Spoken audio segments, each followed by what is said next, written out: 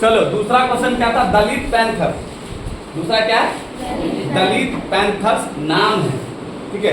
दलित panther से क्या तात्पर्य है, या दलित पैंथर से आप क्या समझते हैं, क्या अभी पढ़ाए है, ठीक है। तो कहते हैं दलित, दलित जो होता है समाज में पिछड़ा हुआ होता है, ठीक है। दलित पर अत्याचार लोग बड़ी फटाक से कर देता है, ठीक है। जबकि समाज में सब बराबर है, चाहे वो बड़ी जाति के लोग हों, चाहे मिडिल मध्य जाति के लोग हों, चाहे वो नीची जाति के लोग। नीची शब्द गलत है, कोई नीच और बड़ा नहीं होता, इंसान है, सारे बराबर है, छोटा बड़ा कोई नहीं होता। छोटा बड़ा होना भी है तो किससे होना, कर्म से। आप अच्छा काम करो तो ज़्यादा अच्छे कहलाओगे, बस सिंपल। ये ऊंच नीच कुछ नहीं होना चाहिए, लेकिन समाज में ऐसा है, दलित लोगों पर अत्याचार होता है। तो उसी लिए मुंबई महाराष्ट्र, ठीक है, दलितों पर होने वाले अत्याचार से, दलित पैंथर का क्या है कि दलितों पर होने वाले अत्याचारों का विरोध करने के लिए महाराष्ट्र के शिक्षित देखो, पढ़ोगे तभी आप अच्छे और बुरे में फर्क कर पाओगे, सही और गलत में फर्क कर पाओगे।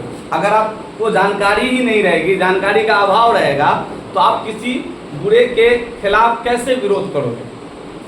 जानकारी होना चाहिए, क्योंकि जानकारी जब तक आपके पास नहीं रहेगा आप किसी चीज़ का विरोध नहीं कर सकते हो।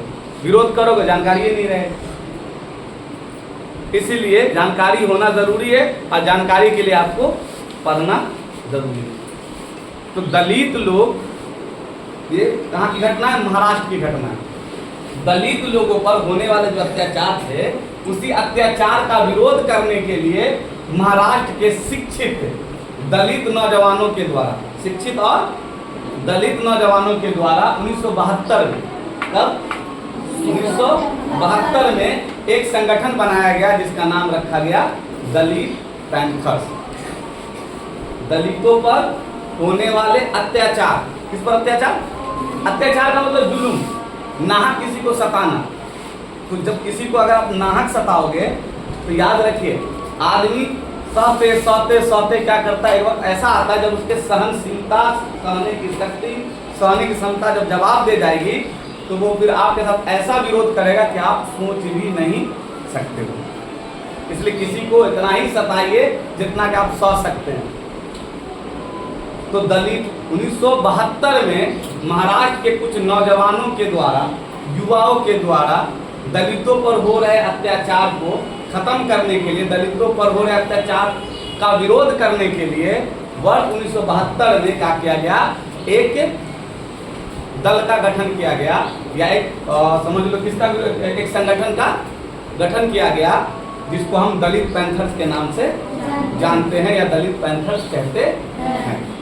क्लियर है, याद रहेगा।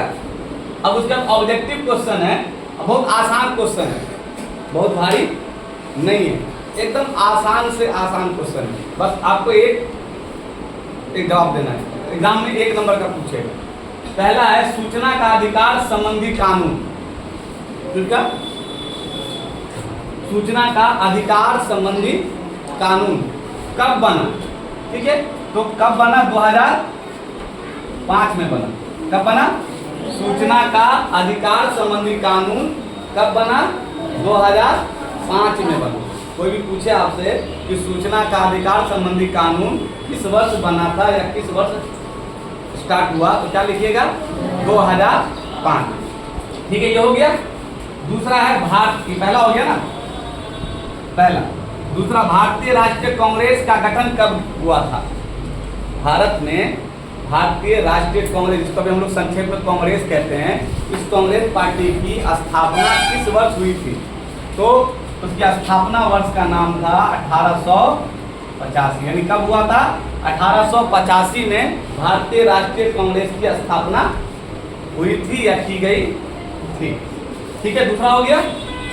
तीसरा है भारत की राजनीतिक व्यवस्था कैसी है, यानी एक दलीय है या बहुदलीय है।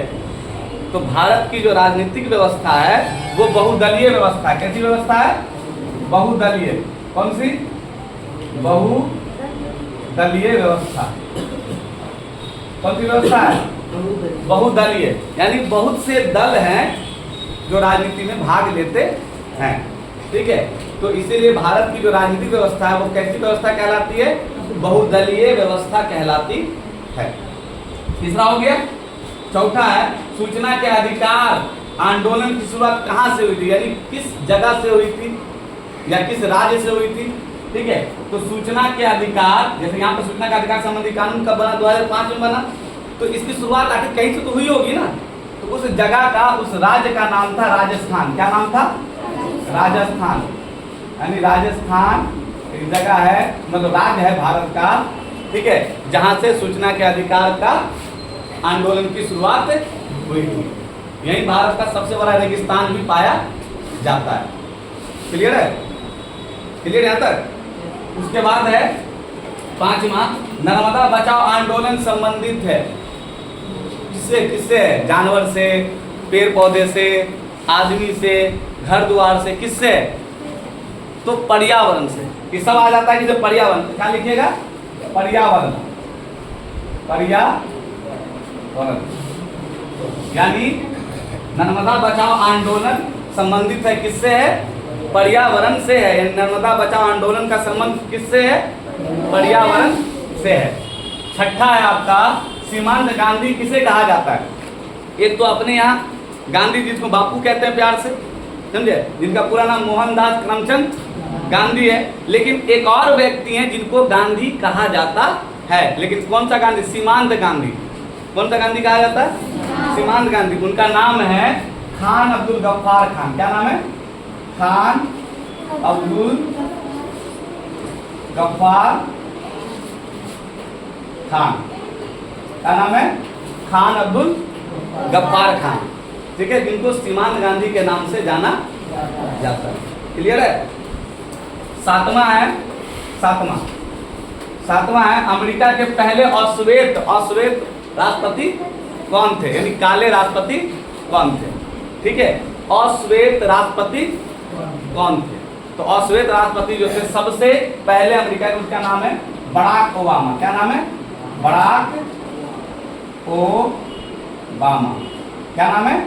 Barack Obama. इनको कहीं कहीं पर बारिक हुसैन ओबामा के नाम से भी जाना जाता है या कहा जाता है। इसकी एक अलग सी हिस्ट्री है, वो बाद में बताएंगे। ठीक है, अभी सिर्फ नॉर्मली बारिक हुसैन ओबामा बोलो या बारिक ओबामा बोलो। ठीक है, वो अमेरिका के पहले अश्वेत राष्ट्रपति थे। अभी वर्तमान में नहीं है। अभी वर्तमान में कौन है? Donald Trump. हाँ, डोनाल्ड ट्रंप बोलो या डोनाल्ड ट्रंप बोलो, ऐसे डोनाल्ड ट्रंप है। ठीक है, जो अमेरिका के अभी वर्तमान में प्रेसिडेंट या राष्ट्रपति हैं। Okay, clear? उसके बाद अमेरिकी अश्वेत आंदोलन के सर्वोपरि नेता कौन थे? यानी ऐसे नेता जिनकी बड़ी मान्यता थी अमेरिका में। अश्वेत आंदोलन के वो प्रोधा थे। उनका नाम था मार्टिन लूथर किंग जूनियर। क्या नाम था? Martin Luther king junior. क्या नाम था? Martin Luther king junior. ठीक है, क्लियर है? नौमा देखिए, नौमा बचा ना, नौमा है तुम मुझे खून दो मैं तुम्हें आजादी दूंगा। किसका नारा था या किसने कहा था? ठीक है, ये भारत के व्यक्ति थे, भारत के स्वतंत्रता सेनानी थे। इन्होंने कहा था कि तुम मुझे खून दो मैं तुम्हें आजादी दूंगा। अंग्रेजों को कहा था। उस व्यक्ति का नाम था सुभाष चंद्र बोस। क्या नाम था? सुभाष चंद्र बोस। क्या नाम था? सुभाष चंद्र बोस। इन्होंने कहा था तुम मुझे खून दो मैं तुम्हें आजादी दूंगा। ठीक है, अंतिम ऑब्जेक्टिव 10वां क्या है? अंकारा शहर का संबंध किस देश से है? अंकारा एक शहर है। ठीक है, तुर्की एक देश है। तुर्की, अच्छा, अजूबा देश है। दो महादेश में पड़ता है, यूरोप महादेश में भी पड़ता है और एशिया महादेश में भी पड़ता है। ठीक है, दोनों दो महादेश में पड़ता है। 7 महादेश है ना, एशिया, अफ्रीका, उत्तरी अमेरिका, दक्षिणी अमेरिका, अंटार्कटिका, यूरोप और ऑस्ट्रेलिया, है ना, 7 महादेश। उसमें से सबसे बड़ा जो है वो कौन है? एशिया है। सबसे छोटा जो है वो ऑस्ट्रेलिया है। और जहाँ जनजीवन नगण्य है, ना के बराबर है, उस महादेश का नाम अंटार्कटिका, जो बर्फ से घिरा हुआ है। ठीक है, लेकिन ये जो अंकारा शहर है ये राजधानी भी है तुर्की की। किसकी राजधानी है? तुर्की की। बहुत सारे लोगों को गलतफहमी है कि इस्तांबुल जो है वो तुर्की की राजधानी है। असल में इस्तांबुल तुर्की की राजधानी नहीं है, अंकारा तुर्की की राजधानी है। ठीक है, तो सवाल का आंसर बन गया। अंकारा शहर का संबंध किस देश से है? तो लिखिएगा तुर्की से। किससे है? तुर्की से। और तुर्की एक ऐसा देश है जिसका संबंध 2 महादेशों से है, एशिया से भी है और यूरोप से भी है।